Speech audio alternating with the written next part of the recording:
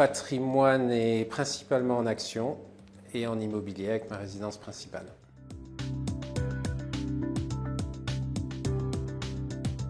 Ça ferait rire mon banquier, mais je pense que je suis plutôt un investisseur spéculatif, même si je recherche quand même une performance récurrente.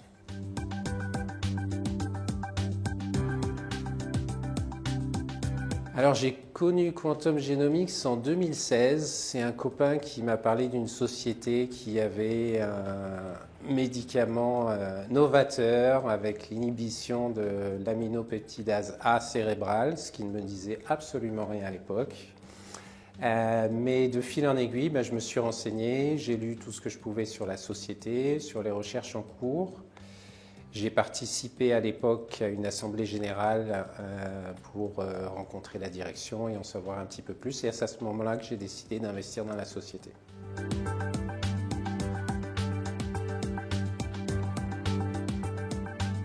Premier objectif, c'est d'arriver jusqu'au bout et d'arriver jusqu'au bout avec un grand succès. Pour moi, je dirais que ça a pris un petit peu plus longtemps qu'espéré lorsque j'ai investi en 2016. Mais aujourd'hui, j'estime que la société est sur les rails, en tout cas au niveau clinique. Donc il n'y a pas de choses qui m'inquiètent, même si ce que je partage aujourd'hui, ce n'est pas un conseil pour les investisseurs, mais en tout cas, c'est mon point de vue. Et donc mon objectif, c'est de continuer à accompagner la société sur les années qui viennent jusqu'à la mise sur le marché.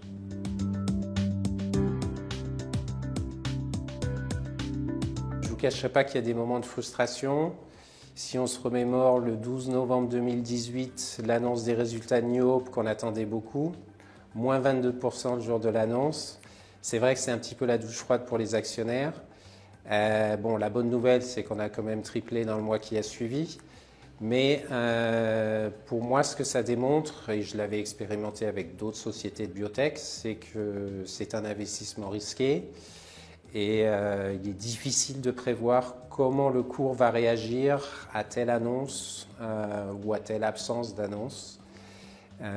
Donc je dirais de temps en temps, il faut avoir les nerfs solides, et c'est mon cas.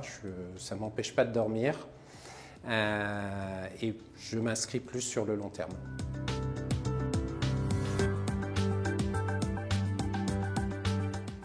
Alors, la communication de l'équipe dirigeante, je pense qu'elle s'est améliorée au fil des ans. On lit beaucoup de choses sur les forums.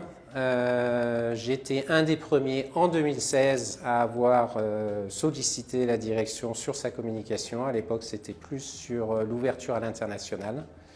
Parce qu'on sait que le marché des biotech françaises, franco-françaises, avec des investisseurs français, est un petit peu difficile. Et mon ambition, c'était d'avoir une plus grande ouverture sur l'international.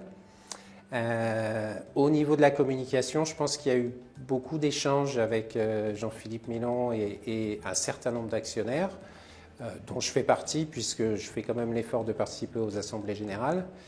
Et oui, je pense que sur la communication, les choses ont bien avancé. On peut toujours critiquer. Forcément, les investisseurs, et je suis le premier, peuvent pinailler aussi sur ce qu'on trouve ou ce qu'on ne trouve pas dans une communication. Mais je dirais qu'on est sur une bonne tendance sur les 3 dernières années.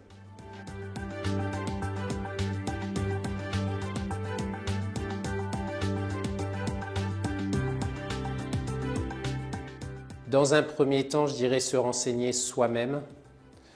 On rencontre quand même beaucoup d'actionnaires qui, sur un coup de tête, qui voient un post sur un forum, vont acheter ou vendre. Et on lit aussi beaucoup d'informations qui ne sont pas des informations, mais sont de la désinformation. Donc je dirais mon conseil principal, ce serait de se faire son propre avis, plutôt que d'essayer de suivre les uns et les autres. Parce qu'on est effectivement dans le monde de la biotech, sur des valeurs qui sont spéculatives, sur des valeurs qui sont risquées, sur des valeurs qui peuvent faire envie. Quand ça augmente de manière très significative sur plusieurs jours, plusieurs semaines. Et je pense que, avant tout, il faut savoir garder la tête froide et connaître ses objectifs.